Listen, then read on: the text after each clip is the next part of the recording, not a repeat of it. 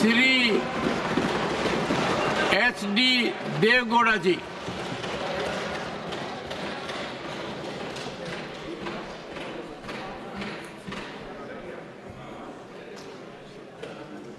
Thank you very much, sir. I heard thought-provoking speech of the leader of the House.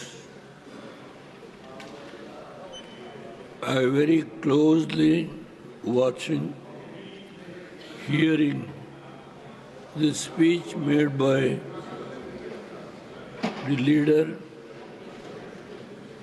about the reservation and various issues in the last 75 years he brought to the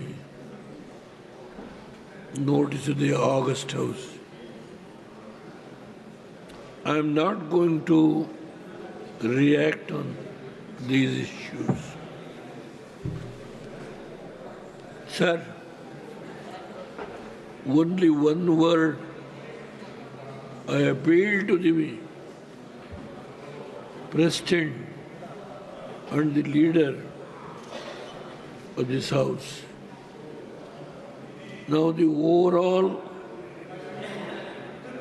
issues on reservation has to be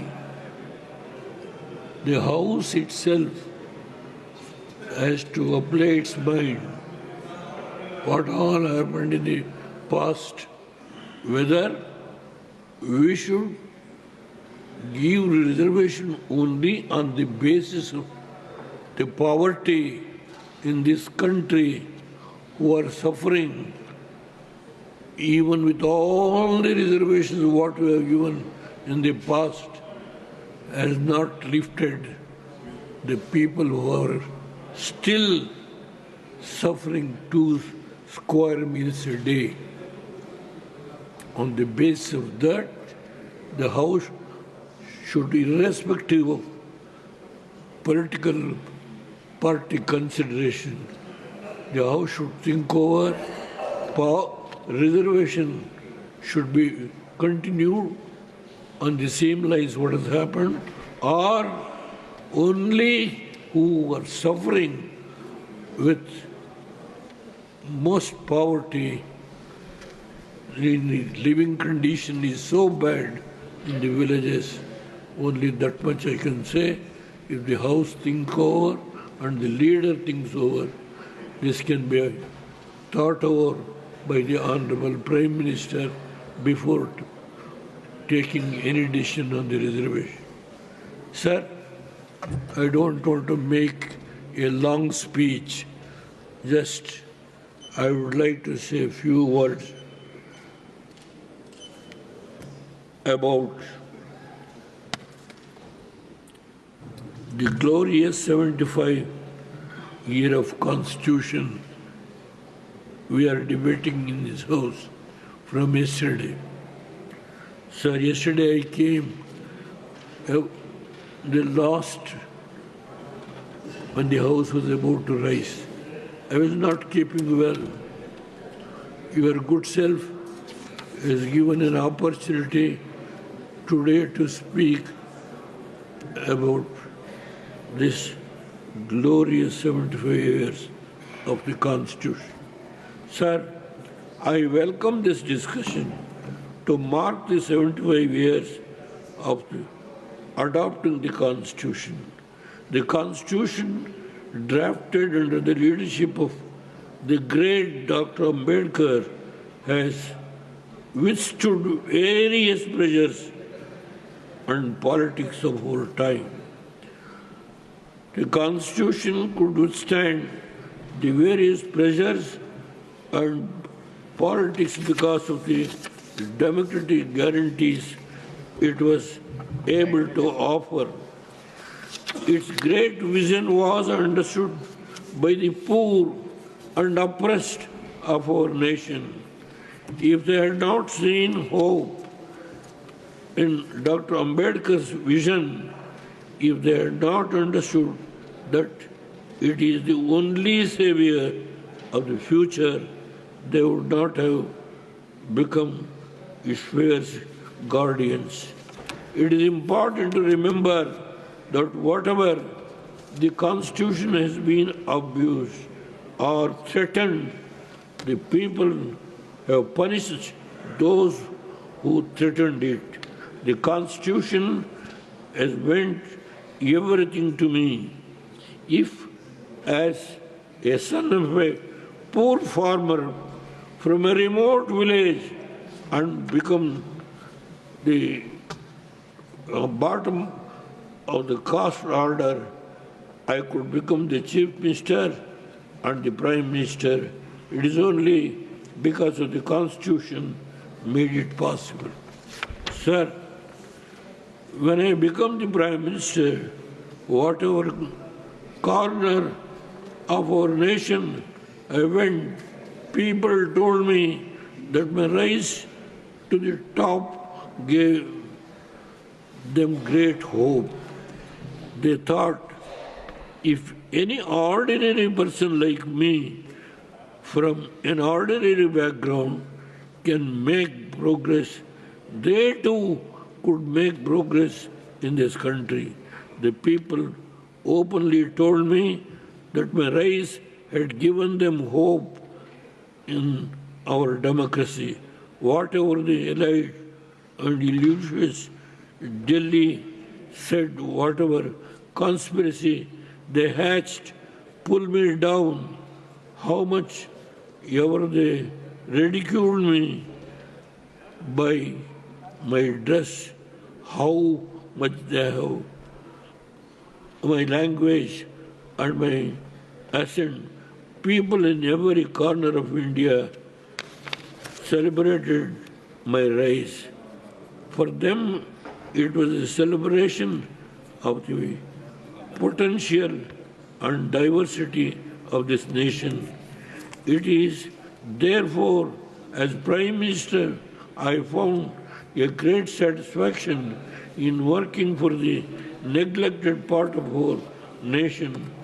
I was the first Prime Minister to spend 7 days in Northeast, and after an economic package to the region was given by me 6,100 crores, and also a monitoring cell in the PMO's office was constituted, and Shukla Commission make a detailed development plan of the region. I was the only PM visit Kashmir in 320 days. I was hardly there for 10 months, and I conducted the election during that period, and it was purely on the democratic process. Thereafter, the government was established by then Farooq Abdullah. Sir, I would like to recount here what happened 50 years ago when the Constitution was suspended, when the emergency was declared. Nearly the entire political opposition of this nation was sent to jail, and youngsters of this generation do not realize how bad situation was then. I too was sent to jail at that time. When I was put in jail, my father was unable to withstand the mental pressure of the imprisonment, and as a result lost his mental well-being, and eventually he died. This was because to see him created deep fear in him, that those people who goes to him said, your son will not come out of jail because the emergency was clamped by Madam Indira Gandhi. Earlier, my father has lost 3 sons and his wife due to epidemic. Now, when he lost his mind, I was the only son. He was unable to bear the mental agony. During this period, he expired. I was sent to cremate by parole to my village. I don't want to say what all I have suffered during that period. So many people, thousands of people have gone to jail. Several important leaders were kept in jail, and I don't want to say their names. During the emergency period, lakhs of people have gone to jail. Many at that time went to my personal experience for their political belief and democratic values. It is all done for political survival of just one person. Sir, I would like to mention few words. It is during emergency that the nation has realized the liberties and freedoms that the Constitution had guaranteed us. We have one of the finest constitutions in the world. The architecture ensures the balance of power between the various institutional pillars of our democracy. If recognizes our diversity and our federal structure, and at the same time ensure there is enough power at the center to hold everything together. After the end of one-party era in 1997, India has successfully demonstrated the broad coalition could do much more in terms of development and protected our democratic ethos. I ran a coalition of 13 parties for the first time, and the economic record, the democratic credentials of that diverse government I led has been well recognized. I had been well recognized. This was possible because of the letter and spirit of the Constitution. The simple rule I followed was, if you followed the Constitution closely and faithfully, then there was little chance of my government making any mistakes. This, how to remain closer to the word and spirit of the Constitution, is continuous effort. We must never give that effort. I conclude by praying rich tribute to Baba Sahib Ambedkar on this occasion for giving his vision and genius to the drafting of the Constitution, and to all the great souls who have fought to preserve the sanctity of our Constitution.